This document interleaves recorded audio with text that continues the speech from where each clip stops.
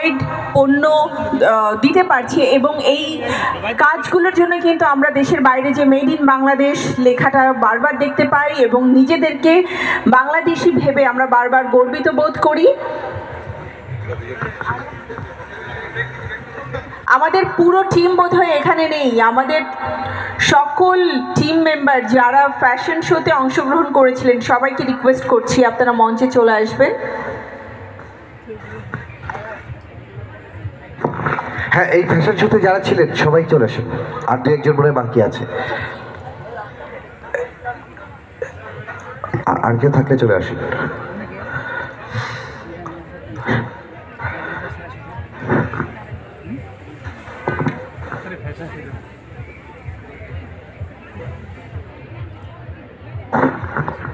আগে অনেক আগে ছবি তোলার সময় যাদের ক্যামেরা থাকতো বলতো একটু স্মাইল প্লিজ, হাসেন, এখন কেউ বলে না।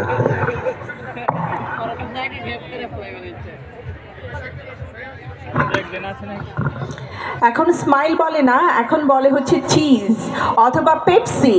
সো আমরা সবাই মিলে চিজ বলতে পারি।